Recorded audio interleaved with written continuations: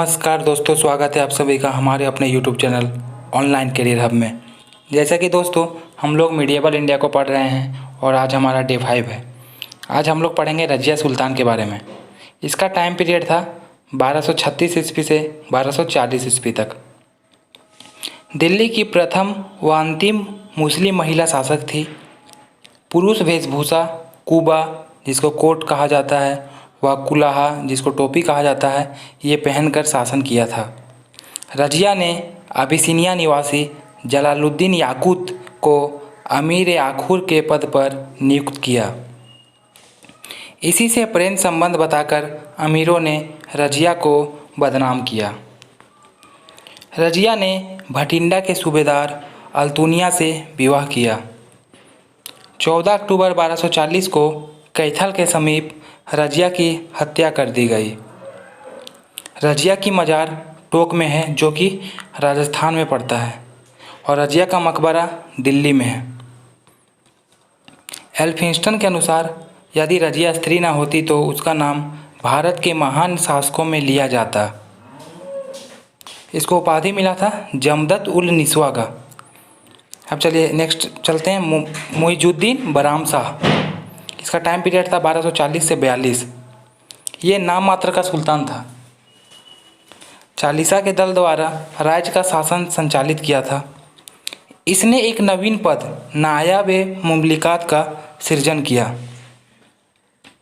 एतगीन को इस पद पर नियुक्त किया गया। अब देखते हैं नायाब-ए-मुमलिकात क्या होता है। नायाब-ए-मुमलिकात संपूर्ण अधिकारों का स्वामी होता है। 1241 ईस्वी में लाहौर पर मंगोलों का आक्रमण हुआ। 13 मई 1242 को अमीरों द्वारा हत्या कर दी गई। अब इसके बाद अलाउद्दीन मसूद शाह, इसका टाइम पीरियड था 1242 से 1246 तक। रुकुद्दीन फिरोज शाह का पुत्र था ये। इसी के समय बलबन प्रभावशाली हो गया।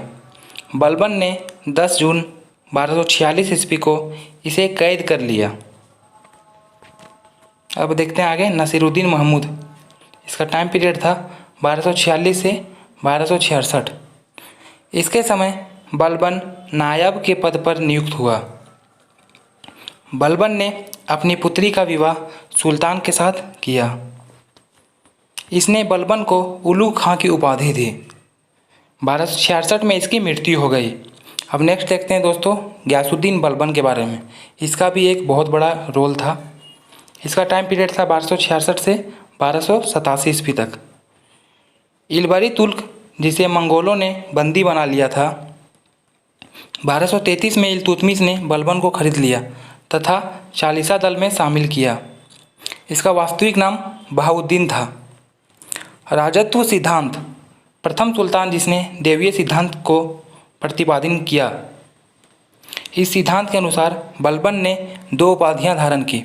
फर्स्ट में था नियाबत ए खुदाई, इसका मतलब होता ईश्वर का प्रतिनिधि। दूसरा था जिल्ले ए इलाही, इसका मतलब होता ईश्वर की छाया। फिरदौसी के ग्रंथ शाहनामा के अनुसार बलबन ने अपने आप को ईरानी योद्धा अफरासियाब का वंशज घोषित किया। बलबन का प्रसिद्ध कथन था, जब मैं किसी निम्न कुल के व्यक्ति को देखता हूँ तो मेरा हाथ तलवार पर चला जाता है। अब देखते हैं बलबन के प्रमुख कार्य कौन कौन से थे। फर्स्ट था दरबारी अनुशासन, फारसी परंपराओं की शुरुआत। सिजदा, घुटनों के बल बैठकर सिर झुकाना। दूसरा पाबोस, सुल्तान के कदम चूमना। दूसरा था पारसी नववर्ष को मनाना शुरू किया। तीसरा था न्याय व्यवस्था, लौह व रक्त की नीति से शासन चलाया। चौथा था सेना का संगठन, बलबन ने तुर्की सैनिकों को दी जाने वाली भूमि की वंशानुगति समाप्त कर दी। दीवान आरिज नामक सैन्य विभाग का गठन किया। यह पद इमाद उल मुल्क को सौंपा गया। पांचवा था गुप्तचर विभाग, बरीद ए मुमालिक का गठन। अब बरीद क्या होता है? सर्वोच्च अधिकारी तथा गुप्तचरों को नगद वेतन दिया जाता था। छठा था चालीसा के दल की समाप्ति। सातवां था सन 1279 ईस्वी में बंगाल में तुगरिल खान के विद्रोह का दमन करते समय बलबन ने भयंकर हिंसा का प्रदर्शन किया। आठवां था दरबारी कवि अमीर खुसरो व अमीर हसन। इसकी मृत्यु 1286 ईस्वी में हो जाती है। बरनी के अनुसार बलबन की मृत्यु से दुखी हुए मालिकों ने अपने वस्त्र फाड़ डाले तथा 40 दिन का उपवास किया था। अब बलबन के दो पुत्र थे, एक था शहजादा महमूद जो मंगोल आक्रमण में मारा गया और दूसरा था बुगरा खान, अपने पिता से डरकर बंगाल भाग गया तथा नासिरुद्दीन के नाम से स्वतंत्र शासक बना। बलबन की इच्छा थी कि महमूद का पुत्र शासक बने, परंतु तुर्क अमीरों ने बुगरा खान के पुत्र कैकुबाद को शासक बनाया। अब कैकुबाद, इसका टाइम पीरियड था 1286 से 1290। यह अत्यंत विलासी शासक था। अत्यधिक शराब सेवन से इसका आधा शरीर लकवाग्रस्त हो गया था। 1290 ईस्वी में इसे जलालुद्दीन खिलजी ने यमुना नदी में फेंक दिया।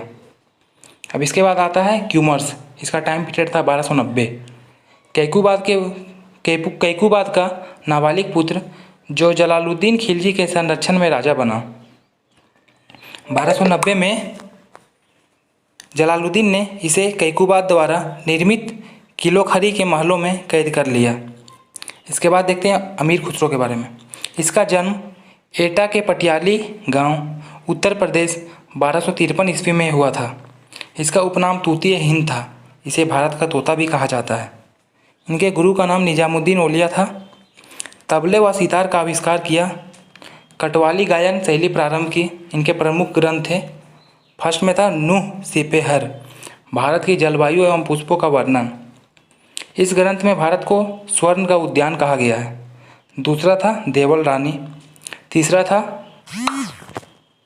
तुगलकनामा। चौथा था तारीख अलाही। नेक्स्ट देखते हैं खुसरो ने किन राजाओं का शासन दिखा। फर्स्ट था बलबन, दूसरा था कैकुबाद, तीसरा था जलालुद्दीन खिलजी, चौथा था अलाउद्दीन खिलजी, पांचवा था मुबारक खिलजी, छठा था गयासुद्दीन तुगलक। थैंक यू दोस्तों, आज यहीं तक रखते हैं। मिलते हैं नेक्स्ट वीडियो में, तब तक के लिए बाय। और ये PDF चाहिए तो आप हमारे टेलीग्राम चैनल में ज़रूर जुड़ें। टेलीग्राम का चैनल का लिंक हमारे डिस्क्रिप्शन में है।